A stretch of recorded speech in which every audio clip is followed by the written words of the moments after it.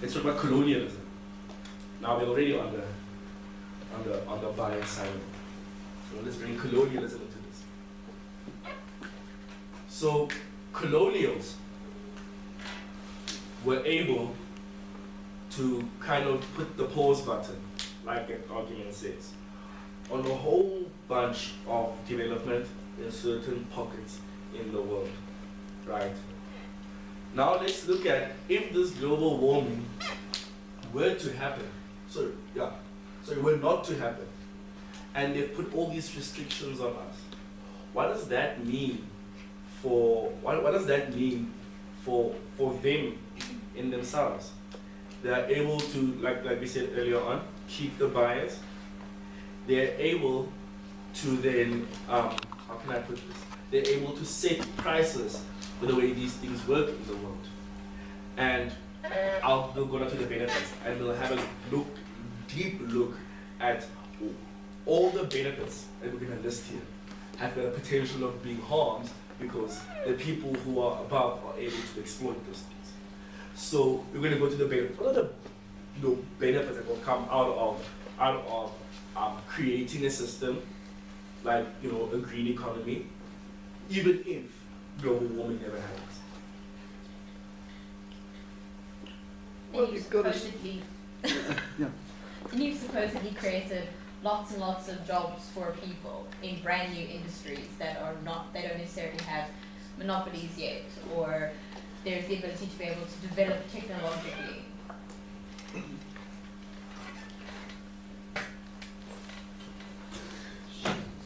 Yes.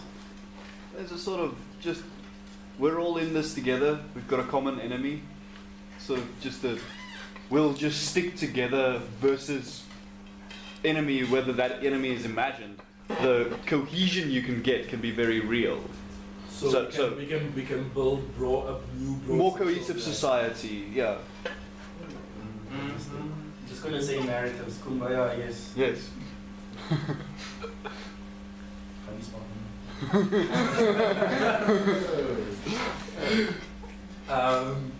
Definitely there is space for governments, for nations, so to speak, to create broad narratives about what it means to be a responsible citizen and to keep your country green.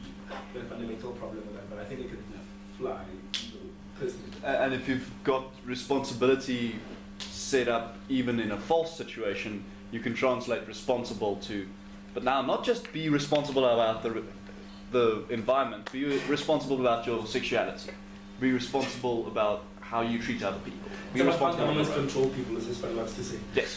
Yes. Easy to control your citizens, which can be very good and very bad. Yeah. Probably a small point on maybe an out there point about technological advancement before under there, but like the sustainability of land, for example, how people don't just be like locusts when they get to a site and absolutely decimate it, and then they can't use it again. We just continue to move on until we don't have more space, or just shipping our waste to another area.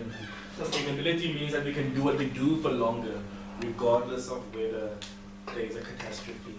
But the catastrophe, again, fear is how they get us to be cohesive. It's what government control. That's why some of these debates, the role of government will always pop up here. And some will be like, it's not the role of government to be telling us how we should be using the land that should belong to all people. And questions about, well, all of your material about government cohesion around this evil is only based on the fact that you know that somehow global warming is going to happen. When we've got an open chance, 25% of any of those four happening, then we're talking a completely different game here. You have to allow for the possibility of the fact that what we're doing could be created by government. And we'll come to that here, another base assumption of game theory. Now I'm saying, maybe government has created this game so that we've got the binary of whatever happens, whatever doesn't. But if the whatever happens was created by the people who want you to then do all these beautiful things, then the game is inherently biased. No, I'm listening to you. But I just asked, like, obviously we're discussing primarily a detriment here, and then there's like positive externalities also. Yes. Would the opposite also occur? That if it's harm is prevented, it's actually considered positive thing, or there also the negative externalities there in this game theory? I would think that if I take action and nothing happens, I think that's the one of the 4 blocks we have got a bit of a duality here. Remember, we're looking at some results here. So for prisoner A, under the one scenario, there was a possibility you could only get 1 year. You understand? The fact that the other scenario was that if he betrays, he could maybe go free, is the carrot that changes the whole dynamic. So it's important to look at this holistically, and we will do so now. So, like we said, the other one is, what if we do nothing and it happens? Global warming happens. According to Al Gore, it's going to be a catastrophe. Right? Ice caps are going to melt.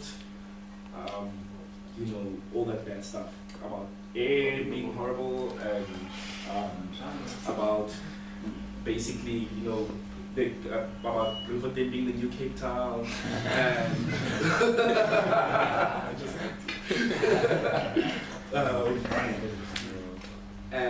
all those thoughts will pop in here. So if you're in this debate and you're arguing this side of it, now you're really milking it towards the catastrophe.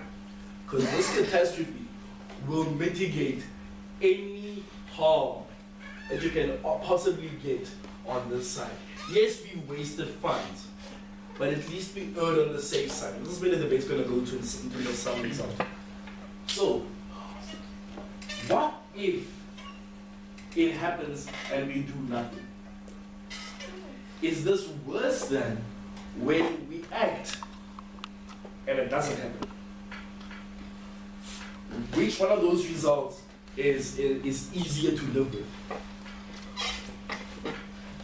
Yes. Is it then correct to say prevention is better than curing a problem? Yes, so to speak, but that is somewhat simplistic. Because we can really milk this as well, by the way.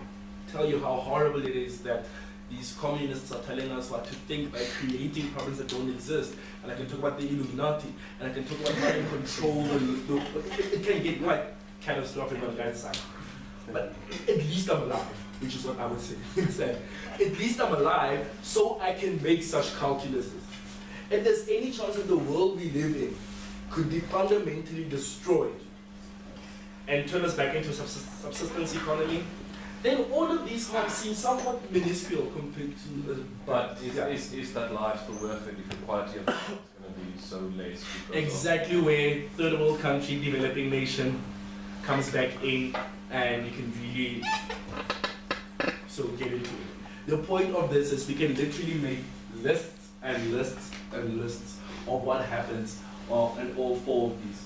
Now the other 2 are a bit lighter. So if I take action and it happens, then I'm somewhat less worse off.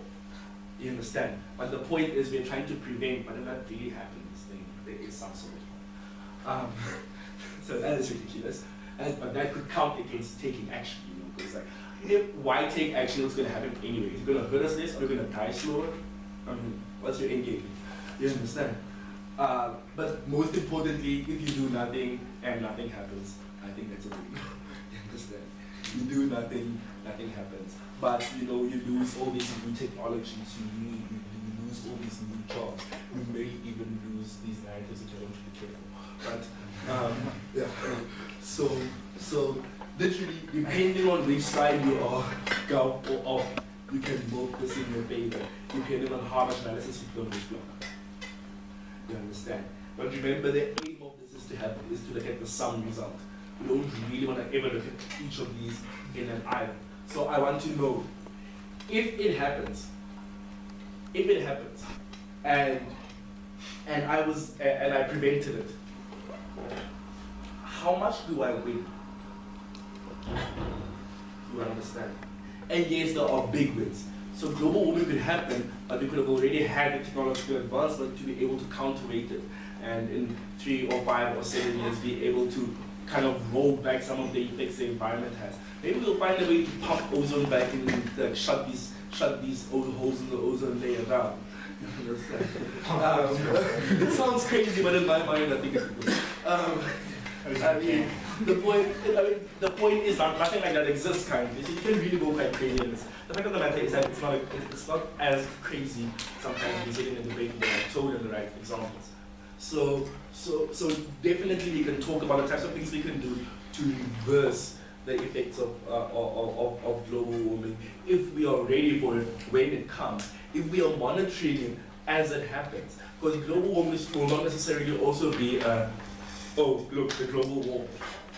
The global warming, understand? It will be a 20, 30-year experience, and we'll see things get gradually worse until we can't live on the planet anymore. You understand? So you have a lot of chance to kind of adapt to it as it happens. And if we are aware of it, and if we are willing to take the chance that it's going to happen, even if it doesn't, maybe we'll have a positive sum result. So when I saw this example the first time, the guy who was arguing it for, regardless of what happens, we must act. He's arguing for the action part. Because yes, financial system a bit strained, but you know, at least we are creating a society where we can kind of prevent it if it happens, right? But then I sat with myself and I did the other side of it. Like, you know, if the catastrophe happens, we all die, guys. That's the reality of life. You're not prolonging your life, so what are you doing? Are you bettering your life with the people? I'm about to prove to you that you're not, because of all the crap you're causing by spending all that money on this green economy. You've just created another economy for the oil oligarchs of the world to kind of infiltrate and, you know, tear apart. Just creating another industry, another way for the rich to stay rich and the poor to be poor. And you know what? If poverty is that horrible, I'd rather maybe not live, because some people live in really dire situations. Then you know what? Catastrophe, flip coin, spend the money on living, at least having a substantially happy life. And yeah. Sorry, Cyprian. There's an argument that it was an article about how this idea that we should have these big oil companies pay out now. It's like before global warming is big companies' fault, so they should pay to all the people right now. So, in terms of this game theory thing, can you say, okay, no action or no action or inaction will have the same result? Global warming, we're all fucked. Right, yeah. But to help these developing countries slow down the process, right? So in terms of action, so to help the developing countries to have these green technologies and etc., we have the big companies pay out for the future damage that they're going to cause. Yes, I've heard that argument before. We had Josie Rumble 2 years ago. I was making up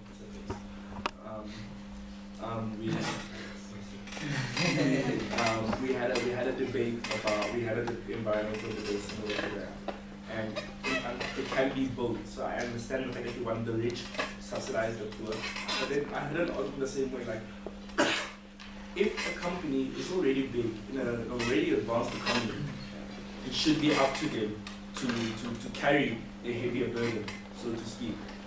But on the flip side, we also argued that it's important then for these small companies to be allowed to develop and to be allowed to kind of destroy the world more, right? Like allow them to build these big as unsafe things. You understand?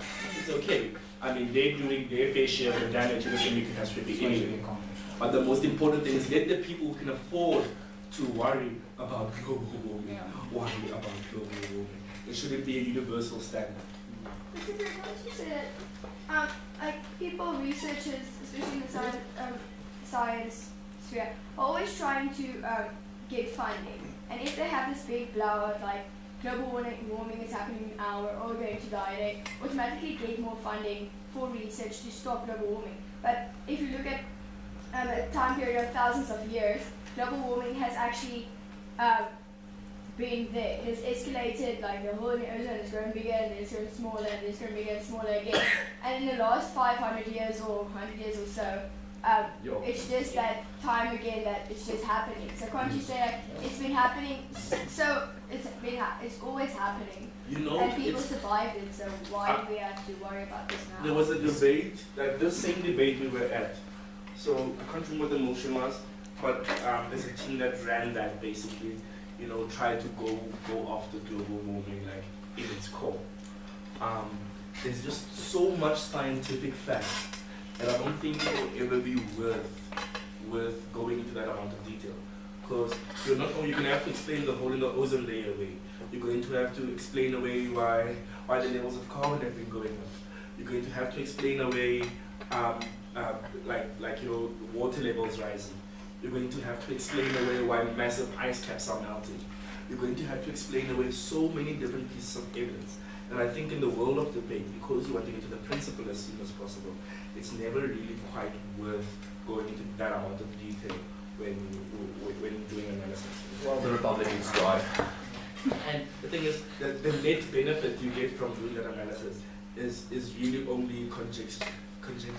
So you'll have this one guy saying this, you have this other guy saying this. You're going to want to weigh up the arguments, but this person is speaking from evidence that you don't have in front of you. It doesn't sound too compelling, especially if you've watched Al Gore, you believe Al Gore. You know, I might not be inclined to believe you. You understand, in terms of the facts and the scientific facts. I think there's lots of ways you can nuance your way out of it. Like, even if, so you can do the whole reasonable doubt thing. So you can argue that there's reasonable doubt that this is all a hoax.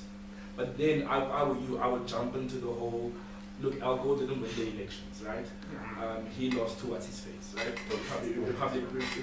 Republicans look like, wow, this guy was bored. A. B. This guy needed a way to stay politically relevant for some other megalomania he's got, and he feels like he has to be in public, saying things and speaking about himself and about global warming. So an inconvenient truth is maybe not even a truth at all. And I think it's way too convenient for him and for the types of things he's invested in. And the green economy is just a new way in a saturated economy to get people to spend money on different things. And unfortunately, there's a premium on that because it's a new economy, and etc., etc., etc.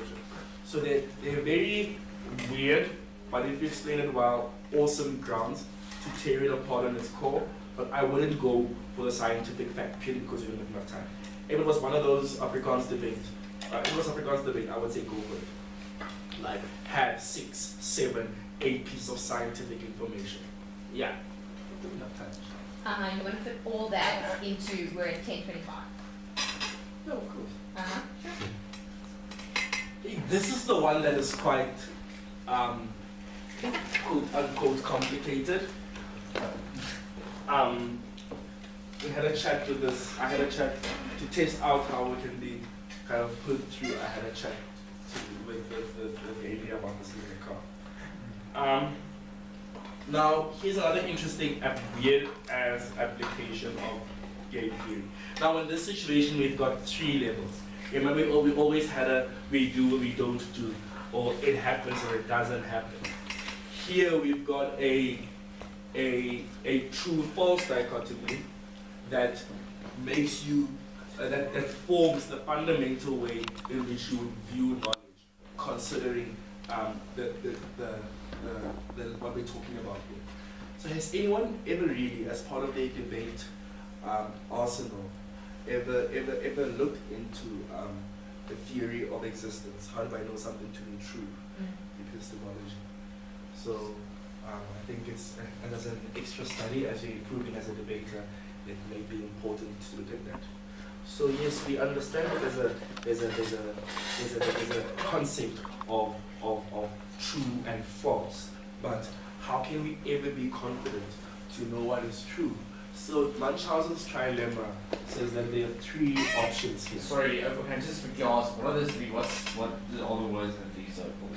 Oh, sorry, I'll come to that. Okay. I'll come to that. I see that's too dark here. Okay, you look at that.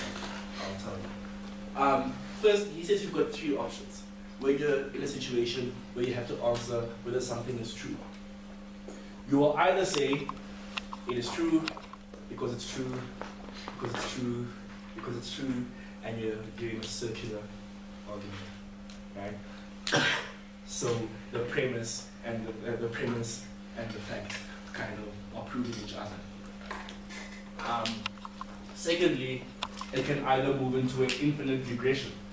So I say this is true because this is true. Why? Why? And they end up saying, because